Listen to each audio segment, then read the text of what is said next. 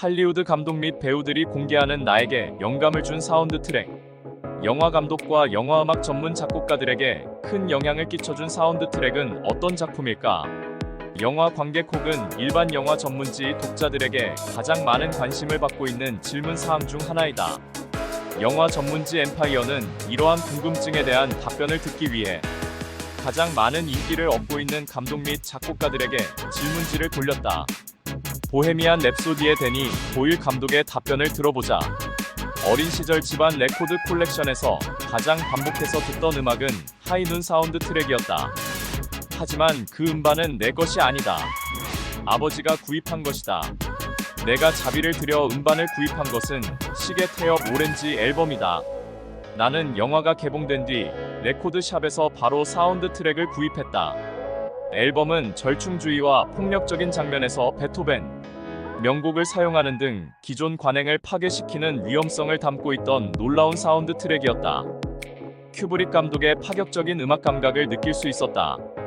반면 마틴 스콜세즈 감독은 극중 배경이 되고 있는 특정 시기나 분위기를 불러일으키기 위해 흘러간 팝송을 사용하는데 매우 탁월한 능력을 발휘하고 있다. 두 감독의 이런 특징은 나에게도 많은 감화를 주게 된다.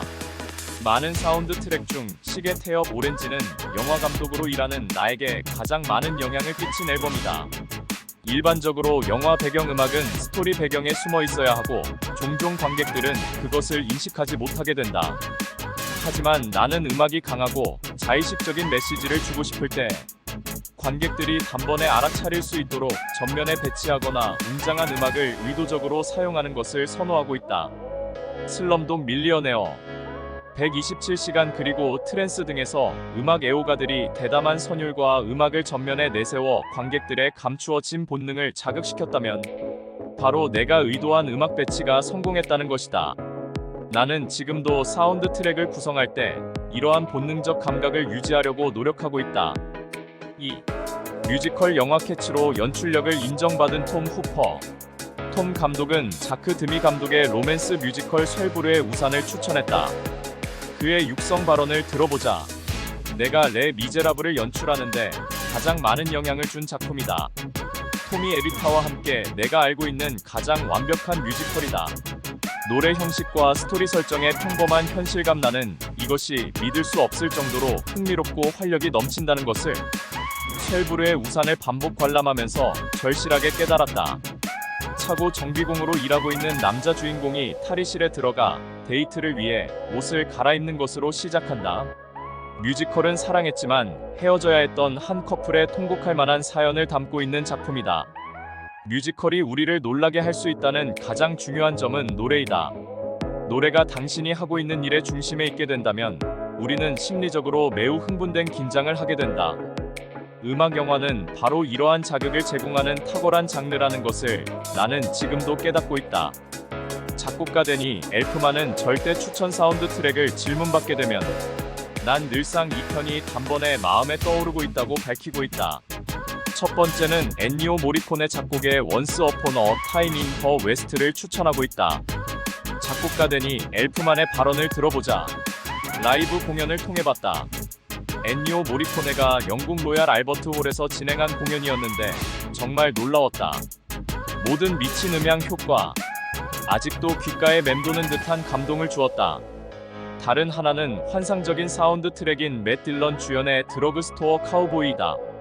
영국 출신으로 할리우드에서 주가를 높이고 있는 미남 배우 주드로는 청소년 시절 놀라운 영화로 주목했던 작품으로 블레이드 러너를 추천해주고 있다. 그리스 출신 반젤리스가 들려주는 일렉트로닉 사운드, 묵시록적인 미래 풍경에서 펼쳐지는 인간과 휴머노이드의 기이한 사랑을 각인시켜주는데 전자음악은 기대 이상의 효과를 발휘했다고 생각한다. 내가 좋아하는 또 다른 음악은 미스터 빈의 할리데이이다. 코믹 영화 음악을 선택했다고 나를 질책해도 좋다. 유감스럽게도 당신들이 기대했던 한스 짐머 작곡의 인셉션은 아니다. 나폴레옹의 리들리 스코트 감독의 발언을 들어보자. 하워드 굿달이 작곡한 음악은 매우 특별한 감흥을 선사하고 있다. 내가 기억하고 있는 사운드 트랙은 많다.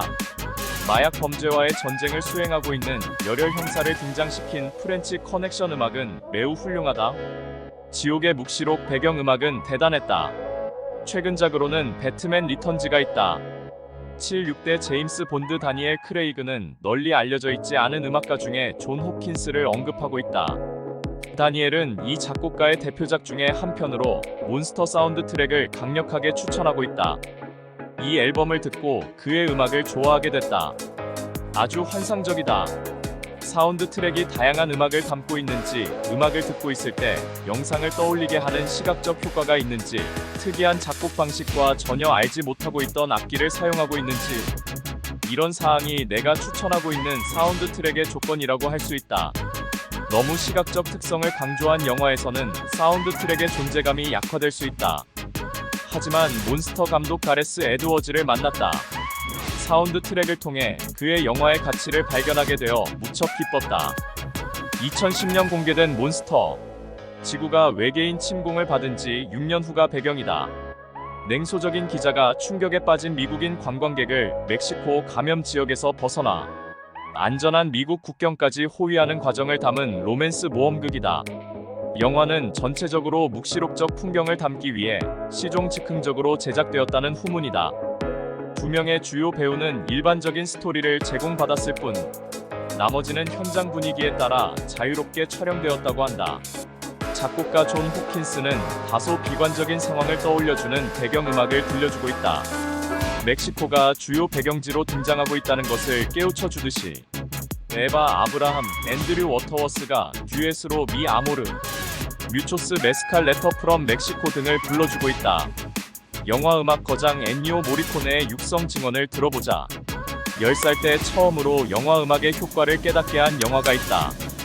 그때 처음으로 전문 작곡가가 화면에 어울리는 배경음악을 만들고 있다는 것을 알게 됐다. 전설적인 그리스 영웅이 용감한 모험가 팀을 이끌고 전설적인 황금, 양털을 찾기 위한 위험한 모험을 떠난다는 제이슨과 아르고너트가 있다. 현악기를 적절하게 사용해서 듣는 이들의 감정적 동요를 불러 일으키는 버나드 허만 작곡 테크닉은 가히 환상적이었다. 또 한편이 있다. 공주가 사악한 마법사에 의해 몸이 줄어드는 마법에 걸려든다. 신바드는 그녀의 치료약을 구하기 위해 괴물들이 거주하고 있다는 위험한 섬으로 모험을 떠난다는 신바드의 7번째 항해이다. 이 작품 배경음악도 버나드 허만이 맡았다. 천둥과 번개가 몰아치는 망망대해의 풍경을 긴박한 현악선율로 묘사한 허만의 배경음악은 판타지, 영화의 묘미를 풍성하게 체감하게 해준 숨은 주역이었다. 영화를 관람할 때마다 작곡가를 살펴보는 습관이 그때부터 생겼다. 스탯 명단에서 허만의 이름을 목격할 때마다 더욱 주의를 기울여 배경음악을 듣게 됐다. 알프레드 히치콕 영화를 통해 나는 허만의 탁월한 작곡 솜씨를 다시 한번 발견하게 된다. 북북서로 진로를 돌려라. 버티고 그리고 사이코까지. 히치콕이 시도하고 있는 심리 스릴러 극의 묘미는 허만의 배경음악이 없었다면 그 효과가 반감됐을 것이다. 허만의 열렬한 영화음악 팬이 됐다는 것은 자연스러운 과정이었다. 이후 허만과 흡사하게 현악 사운드를 전면에 배치하고 있는 막스 스타이너와 제리 골드스미스의 배경음악에도 큰 관심을 쏟게 됐다. 페데리코 펠리니와 콤비 작곡가로 활약했던 니노 로타도 가장 선호하는 영화음악가이다. 배경음악에 대한 가치와 뛰어난 역할을 깨닫게 해준 버나드 허만은 내 영화 인생에 가장 큰 영감을 선사한 창작인이다. 작곡가 클린트 맨셀은 다음과 같은 작품을 추천해주고 있다. 1996년경에 처음 만났을 때 다렌 아로노프스키 감독과 내가 일치한 감정 중 한 가지는 영화음악을 싫어한다는 것이었다. 당시에는 영화음악이 불필요한 쓰레기 같은 존재라고 생각했다. 우리가 그나마 동의한 음악은 존 카펜터 감독의 할로윈이었다. 시중에는 많은 영화음악이 퍼져 있는 상황이다. 하지만 30여 년 전만 해도 21세기 현재와 같이 영화음악이 절대적인 위치에 있지 않았다. 그런 와중에 발견한 할로윈은 서서히 음악의 존재를 스며들게 하는 작품이다. 관객뿐만 아니라 여타 영화 감독들에게도 사운드 트랙의 위력을 일깨워준 시금석 같은 작품이라고 생각한다. 분노의 13번가도 스코어 방식의 새로운 방안을 제시한 작품이다. 실제로 존 카펜터를 만난 적은 없다. 그러다 존 감독으로부터 워드의 배경음악을 작곡해달라는 의뢰를 받았다.